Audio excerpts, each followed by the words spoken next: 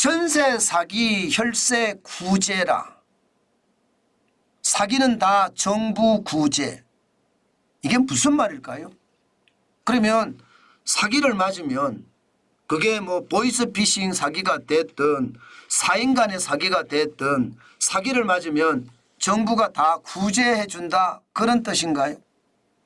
일단 여러분 이 지표를 먼저 한번 보시죠.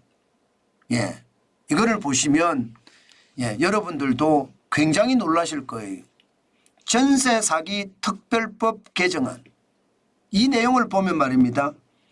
전세 사기 피해자가 외국인이 포함이 되어 있습니다. 전세 사기 보증금에 대한 채권 매입을 신청을 하면요, 주택도시보전공사가 공정가치를 평가한 후에 매입을 한다는 뜻이에요. 그 매입 비용은 주택도시기금을 활용한다는 뜻입니다. 다시 말해서 전세 사기는요, 시장에서 집주인과 전세 세입자 사이에 일어난 일인데 여기에 대한 비용을 정부가 다 물어준다는 뜻인가요? 이 선구제 후회수 방안이 그 뜻이에요. 그런데 여러분, 전세 사기친 사람들이 이게 후회수할 수 있을까요? 거의 못한다고 봐야 될 겁니다. 거의 못한다고. 그러면 전세 사기를 맞으면 이제는 정부가 다 부담을 해주겠다는 그런 뜻으로 해석해도 상관없나요? 저는 무리하지만 그렇게 생각해도 상관없다고 생각합니다. 왜냐하면요, 이게 매입 비용이요, 주택도시기금을 활용한다고 했거든요. 이게 매입 비용이 적지 않습니다.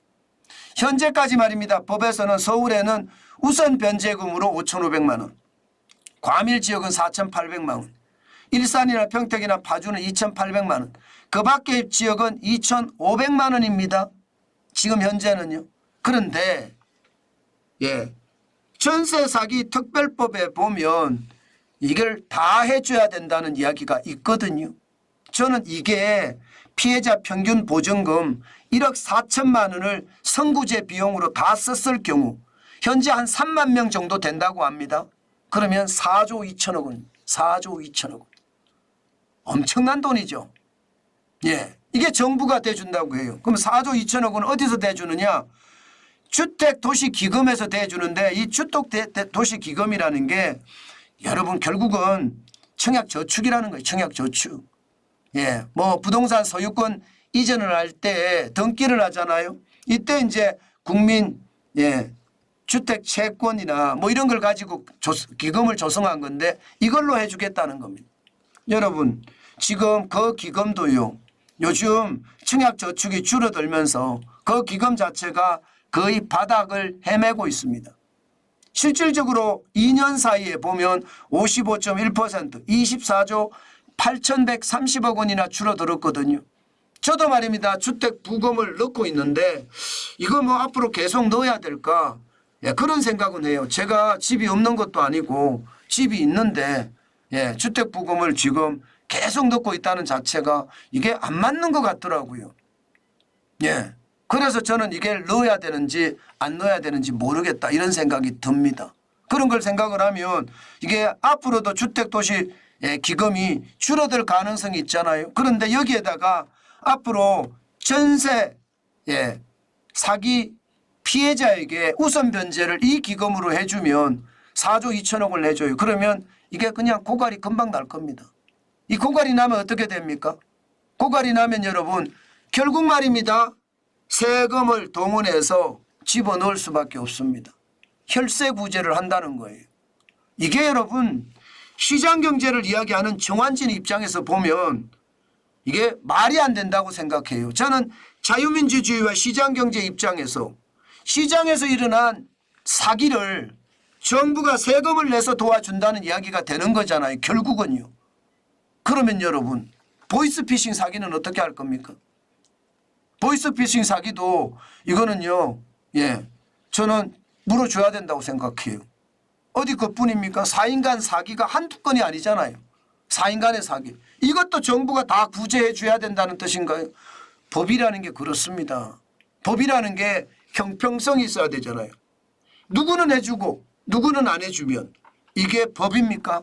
특별한 사람들을 위한 법이지. 물론 전세 사기를 당하신 분들 안타깝고 안타깝지요.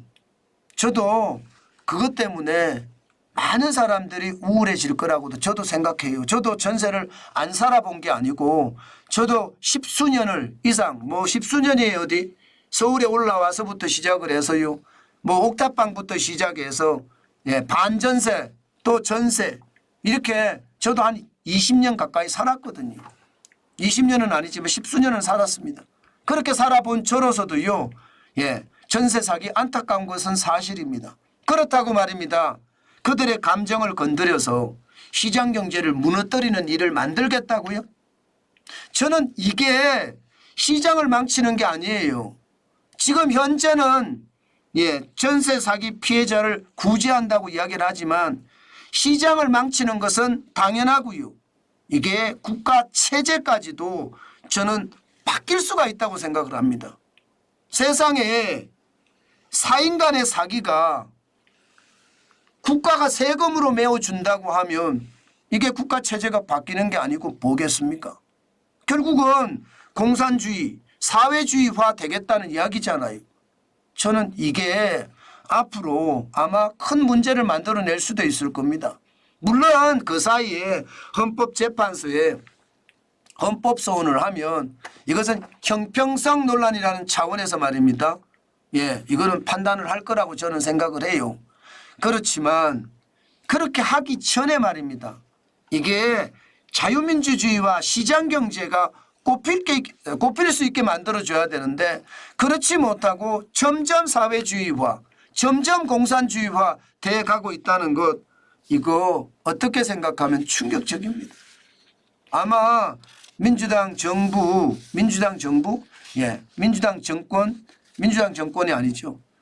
지금처럼 국회가 민주당이 다수석을 가지고 그것도 압도적인 다수석을 가지고 계속 이렇게 법을 쏟아낸다면 저는 결국 최악의 상황도 멀리 있지 않다고 생각을 합니다. 게다가 총선에서 졌다고 저는 보수들도 여기에 동조해서 포퓰리즘에 동참을 하잖아요.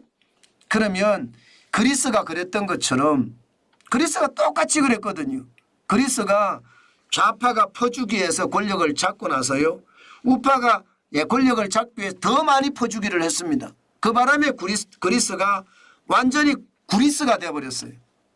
그리스가 구리스가 돼버렸다는 뜻이에요. 그 정도로 말입니다. 완전히 그리스는 유럽의 길이나에서 유럽의 문제아로 전락했잖아요. 지금은 그리스에 위대한 지도자가 나타났습니다.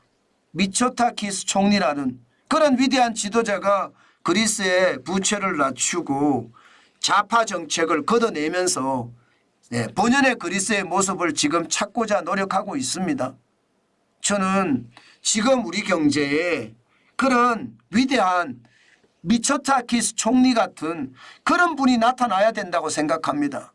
그렇지 않고 지금 이대로 말입니다. 비정상이 정상을 눌러서 없애버리면서 지금 시장을 만들어간다? 이것은 시장을 만들어가는 것이 아니라 시장을 썩게 만드는 겁니다. 결국은 자유민주주의와 시장경제가 저는 무너질 거라고 보는 겁니다. 그만큼 지금 상황이 굉장히 어려워지고요. 아마 앞으로도 더 어려워졌지 더 좋아질 것 같지는 않습니다. 참 상황이 점점 어려워진다는 것 답답하죠. 그렇지만 저처럼 이렇게 외치는 사람도 있잖아요. 그나마 다행이라고 저는 생각합니다. 사실 이 문제에 대한 해법은요. 전세 사기에 대한 해법은 이것부터 먼저 없애야 돼요. 임대차 3법 말입니다. 이게 시장 논리로 만들어진 것이 아니라 규제로 계약을 강제했잖아요. 계약갱신 청구권제. 지금까지 전세 계약을 2년을 하던 것을 기본이 4년으로 바꿨습니다. 그러니까 가격이 뻥 뛰고 전세 가격이 엄청나게 오르면서 전세 대란 내지는 뭐 전세 사기 이런 것이 횡행하게 될 수밖에 없었잖아요. 전월세 상한제 5%. 이것도 마찬가지거든요. 4년 하는데 2년째는 5%만 올리라는 거 아니에요. 여기다 전월세 신고제. 저는 임대차 3법을 없애는 게 답인 거예요. 그런데 이게 답을 알고 있는데 그들도 알 거예요. 답을 알고 있는데 자기네들이 정책 실수가 아니라는 것을 변명하기 위해서 이게 또 다른 법을 만들어내거든요. 이게 문제라는 거예요. 여러분 거짓말을 하면요. 그 거짓말을 감추기 위해서 또 거짓말을 해야 되잖아요. 그러다가 결국은요. 진실이 다 드러나게 됩니다. 거짓말을 하다가 거짓말하다 앞뒤가 안 맞으니까 사람들한테 밀려나고 그러다가 다 드러나게 된다는 뜻입니다. 지금 저는 더불어민주당이 핵심을 찔러야 된다고 생각해요. 변죽을 울려가면서 이렇게 계속 법으로 만들고 법으로 에워싸는 것은요. 결국 말입니다. 최악의 상황 저는 오히려 만들어낸다고 생각합니다.